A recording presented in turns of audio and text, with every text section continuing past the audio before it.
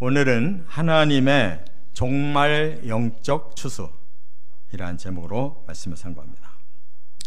우리나라는 이 가을이 되면 추석이라고 하는 아주 민족 전체가 축제를 나누는 절기인데, 오곡백과가 무르익어서 풍요로운 기쁨을 만끽하는 축제라고 하면, 구약 성경에 나오는 가을 추수 축제는 초막절이라고 해서 본래 광야에서 40년 동안 곤고한 삶을 살다가 하나님의 언약하신 땅 가나안에 드디어 들어가서 농사를 졌더니 하나님께서 이렇게 우리를 사랑하시고 축복하셨습니다라는 감사가 쏟아지는 이러한 절기입니다. 그런데 신약으로 넘어오면 이 가을 추수는 영적인 차원으로 다뤄지고 있습니다. 그래서 세례 요한도 그렇고 예수님도 그렇고 계시록까지 바로 이것은 추수를 통해서 알곡이 되면 곡간으로 들여지지만 쭉정이를 맺는다면 이건 불에 태워진다라고 하는 심판과 구원에 대한 이러한 말씀으로 해석이 되고 있습니다. 그런데 오늘 말씀은 그것보다도 더 최종적인, 이제 이 세계의 역사가 끝나는 때에 종말에 하나님이 어떻게 우리 사람들을 추수하실까? 그것은 바로 영적인 추수인데, 악한 사탄에게 사로잡혀서 영원히 영적 쭉정이를 맺고 영벌을 받을 것인지, 아니면 예수 그리스도의 구원으로 우리가 알곡이 되어서 영원한 하나님 나라의 그런 백성으로 영생할 것인지를 우리가 결판내는 그 디데이가 온다는 그 말씀을 지금 오늘 본문에 시편을 말씀하고 있어요. 어찌 보면 계시록에 나와야 될 말씀인데 구약 시대에 지금으로부터 3000여 년 전에 쓰여진 시편 속에 이 말씀이 있다는 것은 너무나 의미심장합니다. 하나님은 이미 만세 전부터 모든 세계의 시작부터 끝까지의 내용을 다 가지고 이렇게 시대마다 부분적으로 계시를 하시지만, 그것은 정말 종말의 때가 되어 요한계시록과 같은 그러한 현장이 반드시 이루어진다는 것 하는 말씀으로 깨닫는 시간 되시기를 바랍니다. 그래서 우리는 성경은 그냥 세상의 책처럼 읽고 그냥 교훈 받고 끝나는 게 아니라, 이것은 영원부터 영원까지를 보여주시는 하나님의 계시이며 비밀 언어라는 사실을 깨달으시고, 정말 하나님의 뜻을 우리의 마음속에 깨닫는 만큼 열매를 거둔다는 거 꼭 기억하시기를 바랍니다. 그래서 이 종말의 이 추수는 세 가지 단계로 진행된다는 걸 말씀하고 있어요. 첫째, 1절부터 3절은 하나님은 환난 중에 지켜주신다라는 언약을 말씀했습니다. 1절 다 같이 읽겠습니다. 하나님은 우리의 피난처시요 힘이시니 환난 중에 만날 큰 도움이시라. 우리가 시편을 많이 읽어봐서 이거는 평범한 말씀이리라 이렇게 생각합니다만은 전혀 그렇지 않아요. 여기서 가장 중요한 단어가 환난 중에, 이 환난이라는 단어인데, 이것이 원어로 히브리서에는 짜르라고 되어 있어요. 그런데 이 단어의 뜻은 뭐냐? 원수가 일으킨 박해라, 이런 뜻이에요. 그래서 이 단어 짜르는 짜라르에서 왔어요. 짜라르라는 말은 박해를 말하는 거고, 이 짜르라는 말은 때로는 원수로, 때로는 환난으로 이렇게 해석하는 단어예요. 다시 말해서 이 역사의 끝에는 악한 사탄이 하나님을 대적하고 사람을 멸망시키기 위해서 이처럼 대박해를 일으키고 그 환난은 반드시 이 땅에 일어난다는 그런 말씀인 거예요. 그래서 어떻게 더 실감나게 이 환난이 임한다고 말씀했냐면 2절 3절에 그 내용이 나오는데 2절에 보니까 부연 설명을 했어요. 환난은 뭐냐? 땅이 변하고 산이 흔들려 바다에 빠지고 3절에 바닷물이 솟아나 뛰놀고 바닷물이 넘쳐서 산이 흔들린다, 이렇게 말씀했어요. 이런 일이 과연 일어날 수 있겠습니까? 그런데 이미 하나님은 1차 홍수 심판 때 이런 일이 일어나게 하셨어요. 그래서 하늘에서 비가 쏟아지고 땅에 물이 솟구쳐 나니까 온 세계가 다 잠겨버렸어요. 너무나 참혹한 심판을 하신 후에 하나님이 마음으로 후회하셨어요. 내가 사랑하는 인류를 내가 이렇게 심판하면 안 되겠구나. 그래서 무지개 언약을 주셔서 큰 비가 올지라도 무지개만 떠면 반드시 비는 그친다. 할렐루야. 하나님은 사랑이십니다. 그러나 사탄은 너무나 악하기 때문에 반드시 하나님 대적하고 하나님이 사랑하는 사람들을 반드시 하나님 품에서 끌어내서 같이 지옥불에 가려고 하는 목적을 가지고 있기 때문에 종말의 환난은 사탄이 그렇게 악독하게 일으키는 성도들에 대한 박해며 세상의 멸망을 주장하는 무서운 환난이라는 걸 깨달으시기 바랍니다. 그래서 바로 이 일을 예수 그리스도가 구원으로 변화시키기 위해 오셨는데 이렇게 예언하셨어요. 마태복음 24장이 바로 종말의 징조와 그 종말에 임할 환난을 예언하는 말씀인데 거기 21절에 이는 그 때에 큰 환난이 있겠습니다. 창세로부터 지금까지 이런 환난이 없었고 후에도 없으리라. 이 말은 뭐예요? 전무후무한 환난이 올 거다. 홍수 심판보다도 더 무서운 환난이 올 거다 그랬어요. 그리고 계시록에 보면 바로 그 환난의 현장을 계시록 16장 17절에 이렇게 설명했어요. 일곱째 천사가 대접을 공중에 쏟자 큰 지진이 일어나 각 섬도 없어지고 산악도 간대가 없어졌더라. 이 일곱째 천사는 바로 인해재앙과 나팔재앙이 지난 후에 마지막 대접재앙의 마지막 7번째 천사가 바로 이렇게 대접을 쏟을 때 공중에 쏟자 이 땅에 지진이 일어나고 각 섬도 없어지고 산악도 간대가 없어지는 이러한 대환란이 쏟아지더라, 이렇게 말씀한 거예요. 그렇다면 우리는 이 환란을 어떻게 해야 되느냐 이거예요. 우리가 어떻게 할 일이 아니라는 겁니다.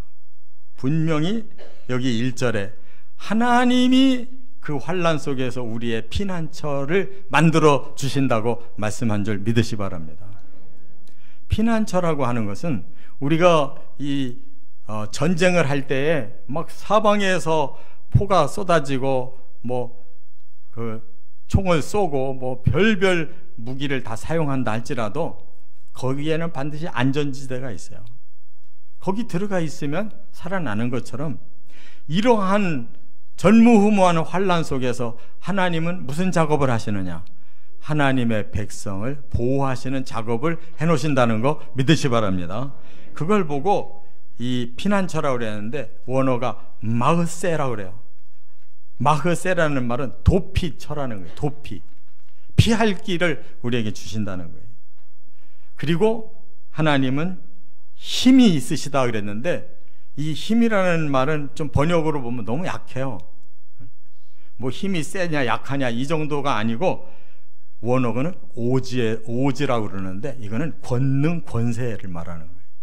사탄이 아무리 사람을 멸하고 싶어도 하나님의 일을 대적하고 싶어도 도저히 비교도 할 수 없는 하나님은 권세와 권능을 가지고 계시기 때문에 능히 이 환난에서 우리를 피하게 하신다는 말씀인 줄 믿으시기 바랍니다. 그래서 큰 도움이 되신다, 이 말은 구조하신다는 뜻이에요. 구조. 여러분 뭐 지진이 났다든지 뭐가 대형 사고가 일어나면 바로 구조대가 달려오지 않습니까? 그들이 막 파헤쳐서 속에 사람이 들어있는 거 빼내잖아요. 그런데 하나님은 피난처가 되실 뿐만 아니라 하나님은 권능과 권세를 가지실 뿐만 아니라 하나님이 즉 큰 도움, 큰 구조를 해내신다라는 말씀이에요. 하나님은 우리를 그 정도로 사랑하시고 지켜주시기를 이미 언약해 주셨다는 사실을 믿으시기 바랍니다. 그래서 예수님도 아까 마태복음 24장 21절에 전무후무한 환난이 있을 거다라는 말만 하고 끝났다면 아무것도 책임지시지 않는다는 얘기인데, 그 뒤에 말씀을 읽어보면 예수님도 책임지신다는 거예요. 뭐라고? 마태복음 24장 22절에 그날을 감하지 아니하면 모든 육체가 구원을 얻지 못할 것이나 그러나 택하신 자들을 위하여 그날을 감하시리라. 할렐루야. 사탄이 길게 성도들을 박해하지 못하도록 이 세상을 그렇게 큰 그 환난 속에서 절망하지 않도록 성도들을 위해 그날을 감하셔서 반드시 승리하게 하신다는 거 믿고 예수님만 바라보시기 바랍니다. 요한계시록에도 그 현장에 어떠한 사건이 일어나는가를 계시록 12장에 이렇게 설명했어요. 14절에 보면 큰 독수리의 두 날개를 받아 광야 자기 곳으로 날아가 거기서 그 뱀의 낯을 피하리라, 이렇게 말씀했어요. 여러분, 구약시대의 출애굽처럼 놀라운 그 구원이 없어요. 근데 하나님이 이 출애굽의 사건을 뭐라고 설명해 주셨냐면 큰 독수리의 날개에 업어서 너희를 인도하였다라고 말씀하고 있어요. 그것처럼 그건 예표에 불과하다면 본체는 바로 계시록 12장에서 큰 독수리의 두 날개를 받아서 자기 광야 자기 곳으로 날아가서 거기서 뱀 사탄의 낯을 피하도록 준비해 놓으시겠다, 이렇게 말씀한 것이다, 그 말이. 상징적이나 출애굽과 같은 놀라운 기적으로 우리를 구원하실 줄 믿으시 바랍니다. 또 하나 3절에 이렇게 우리에게 메시지를 주셨어요. 우리는 두려워하지 아니하리로다. 여기서 우리가 누가 돼야 되겠습니까? 저와 여러분이 바로 이 고백의 주인공이 돼야 될 줄 믿습니다. 아무리 무서운 환난이 온다 할지라도 성도를 지켜주시기로 약속하신 하나님 앞에 우리는 두렵지 않습니다라는 고백을 듣기를 원하신다, 그런 말씀이에요. 그래서 요한계시록에서도 7교회가 나오지 않습니까? 그 7교회 중에 제일 모범되는 교회가 서머나 교회예요. 거기에 2장 10절에 하나님이 이런 말씀을 하셨어요. 너는 장차 받을 고난을 두려워하지 말라. 볼지어다 마귀가 장차 너희 가운데서 몇 사람을 옥에 던져 시험을 받게 하리니 너희가 10일 동안 환난을 받으리라 그랬어요. 그렇게 모범적인 서머나 교회에도 이처럼 반드시 마귀는 너희들을 시험할 것이고 또 너희들에게는 환난을 줄 것이다. 그래, 거기서 끝났다면은 우리는 두려워요. 그러나 그 뒤에 뭐라고 그랬어요? 네가 죽도록 충성하라. 그리하면 내가 생명의 관을 내게 주리라. 할렐루야. 우리가 모범적인 교회와 성도가 되기를 원한다면 종말에 우리도 똑같은 환난과 무서운 그 역사가 일어나겠지만, 그러나 서머나 교회에 언약하신 말씀대로 죽도록 충성하고 하나님 앞에 우리의 생명을 맡기면 하나님은 생명의 면류관 주신다, 그 말이에요. 할렐루야. 이처럼 종말을 두려워하지 마시고 아무리 악한 사탄이 무서운 환난을 쏟아낼지라도 성삼위 하나님께만 우리 자신들이 맡기면 하나님이 구원해 주실 줄 믿습니다. 두 번째, 4절과 5절 하나님은 또 어떤 섭리를 예비해 놓으셨느냐? 하나님은 하늘의 성을 예비해 놓으셨다. 이렇게 말씀했어요. 한 단어 한 단어가 너무나 놀라워요. 자, 4절 같이 읽겠습니다. 한 시내가 있어 나뉘어 흘러 하나님의 성 곧 지존하신 이의 성소를 기쁘게 하도다. 네. 하나님의 성이 있다는 거예요. 어디에? 하늘에. 거기는 지존하신 하나님이 성소에 사신다는 거예요. 하늘 성전에 계시다 그 말이에요. 할렐루야. 그런데 이 성이 얼마나 완벽하게 준비가 되어 있는지 그 설명을 이렇게 하셨어요. 한 시내가 있어 나뉘어 흐른다 이렇게 말씀했어요. 이건 시내라는 것은 물을 말하는데 시내는 작은 물이에요. 근데 그 시내의 물이 점점 커지면 강을 이루는 거예요. 그것을 성경에서 너무나 아름답게 표현했는데요. 먼저 처음 낙원을 하나님이 만드시고 아담과 하와를 위해서 그 낙원을 뭘로 조성하셨느냐? 바로 그 동산에 물의 근원을 두시고 거기서 4군데로 물이 흘러서 강을 이루게 하셨다고 그랬어요.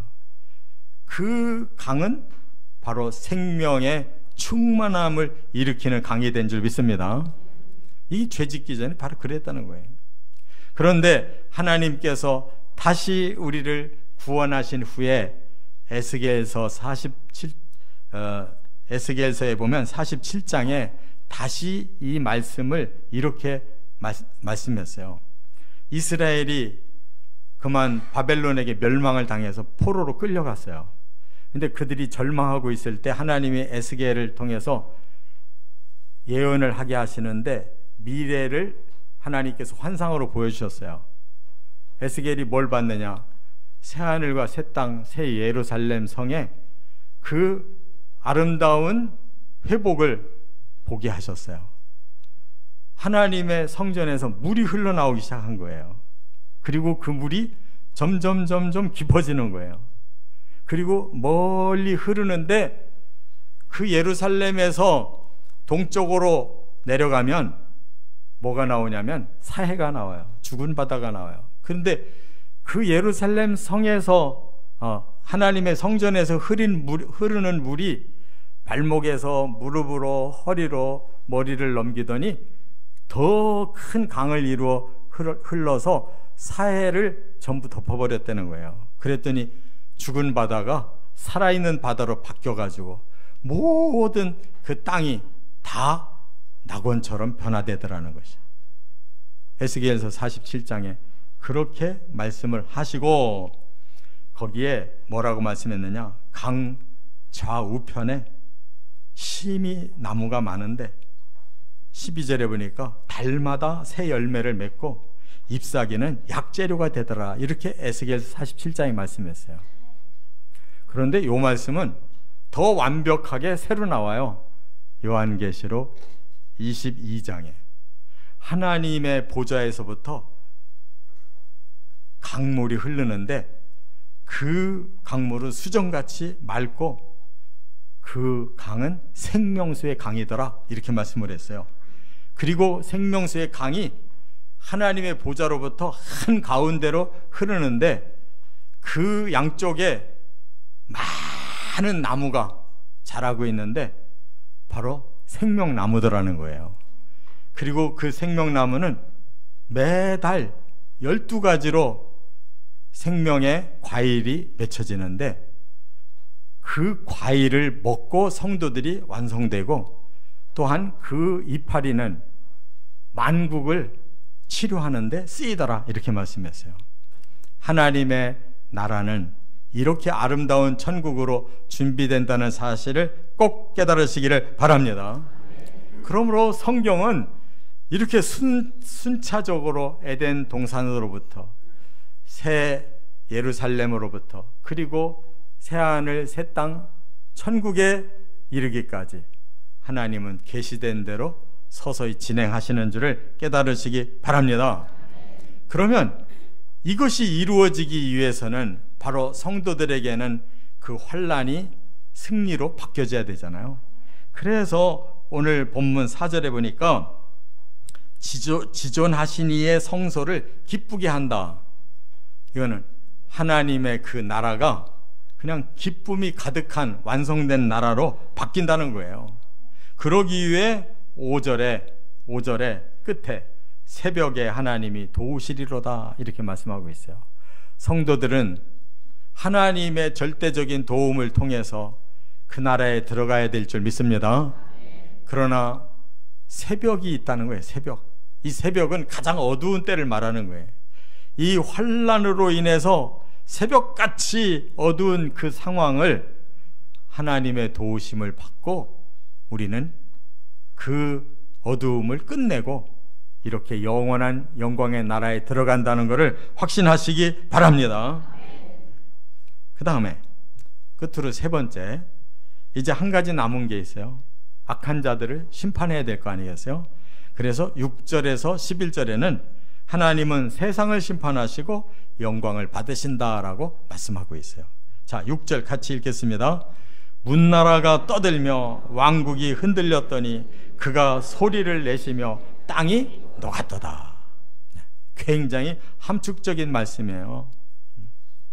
시편에도 2편에 보면 민족들이 그렇게 떠들고 야단을 한다는 거예요. 왜? 자기들 세상을 만들려고 하는데 바로 하나님이 보내시는 메시아 때문에 방해가 되기 때문에. 그러나 메시아는 반드시 문나라들이 아무리 떠들고 왕국이 아무리 흔들어서 방해를 한다 할지라도 결국 하나님이 한 번만 소리를 내시면 이 땅은 녹아버리고 영원히 사라지는 땅이 된다는 거 꼭 깨달으시 바랍니다. 이것이 성경 전체에 나타나는 하나님의 언약이에요. 그렇기 때문에 우리가 이 땅은 결국 사탄이 빼앗아서 자기들의 낙원을 만들려고 할지라도 이 땅은 녹아져서 사라지는 거예요. 베드로서에 분명히 이 땅은 체질이 다 풀어지고 땅이 다 녹아서 사라질 것이다. 사탄은 이 땅에 살 자격이 없어요. 이 땅을 자기들의 낙원으로 아무리 만들려고 해도 허사예요. 오히려 사탄은 영원히 지옥에서 처벌을 받고 사탄에 속아서 악한 짓을 하며 끝까지 간 자들도 영원히 지옥불로 들어가야 될 줄 믿습니다. 바로 그것을 말하는 거예요. 그 무서운 불에 이 땅은 녹아지고 그 무서운 불에 영원히 형벌을 받을 자들을 보내버린다는 거예요. 자, 그렇다면 8절과 9절에 뭐라고 말씀하고 있어요? 여호와의 행적을 볼지어다 그가 땅을 황무지로 만드셨도다. 또 이렇게 말씀을 했어요. 여러분, 사람이 아무리 노력을 해도 이 땅은 옥토가 되질 않아요. 왜? 죄악이 가득한 자들은 받을 것은 저주밖에 없는 거예요. 믿습니까? 아무리 사탄이 머리를 써서 이렇게 세상 사람들을 사로잡아가지고 자기 왕국을 만들려고 해도 이 땅은 점점 황폐해서 끝장나는 땅이지 결국 좋아지지 않습니다. 깨달으시 바랍니다. 이 땅에 마음 두지 마시기 바랍니다. 사탄의 나라가 결코 되지 않아요. 자, 그렇기 때문에 9절에 그가 땅끝까지 전쟁을 쉬게 하시며 하나님만이 땅끝까지 하나님의 복음으로 구원하시고 그 땅에 남아있는 성도들을 이제 끌어올리셔서 영원한 하나님의 나라를 주실 줄 믿습니다.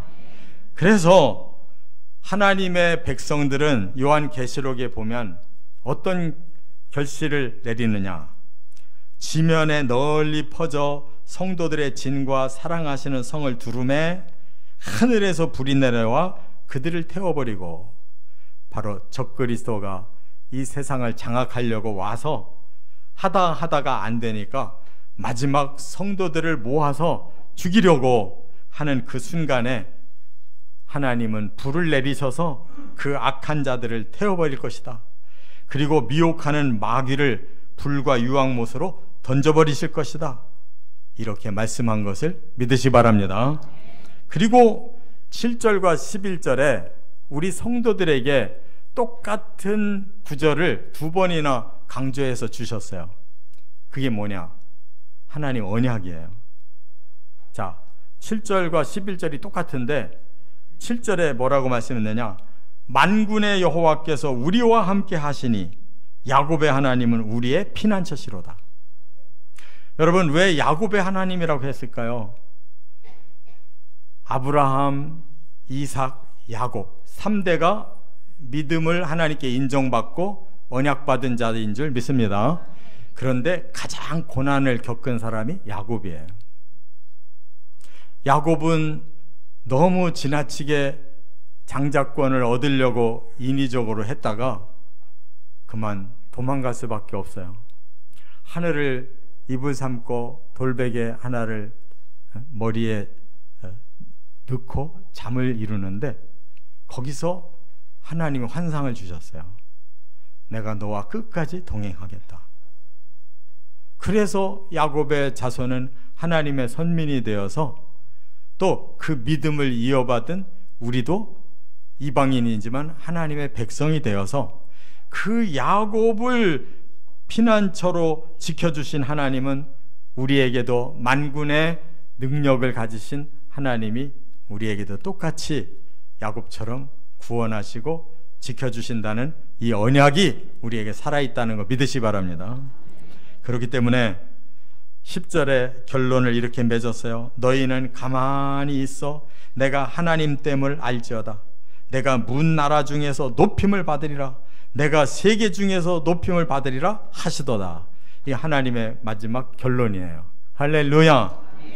하나님이 뭐라고 하셨어요? 너희는 가만히 그냥 보기만 하래요.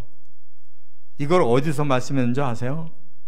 바로 출애굽을 해서 탈출을 했는데 그만 앞에 홍해가 가로막고 있어요. 뒤에서 애굽 최고의 군대가 다시 달려오고 있어요. 그들은 죽을 지경이 된 거예요.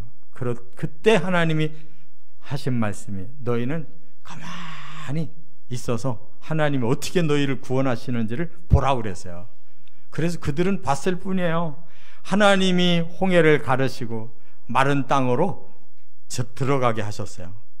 그리고 거의 다 나갈 때가 되니까 애굽의 군대가 쳐들어왔는데 하나님이 그 물을 합해버리니까 그들은 완전히 수장되어 멸망하고 이스라엘은 새 땅으로 가서 구원이 시작됐다 그 말이에요. 이렇게 마지막 종말에도 너희는 가만히 서서 구경해라. 이 종말을 어떻게 하나님이 완성해 내시는지, 심판과 구원이 너희 앞에 펼쳐질 것이다. 너희는 끝까지 언약을 붙들고 믿음으로 하나님의 그 나라에까지 이르라라고 결론을 말씀하신 줄 깨달으시기 바랍니다. 놀랍습니다. 3000년 전에 시편에 어떻게 이렇게 종말의 계시록에 나오는 그 순서대로 이렇게 심판과 구원을 이루어 가시는지, 이건 사람이 쓸 수가 있는 게 아니에요. 하나님의 계시이며 우리에게 주시는 영원한 언약임을 확신하고 이 말씀대로 승리하시기를 주의 이름으로 축원합니다.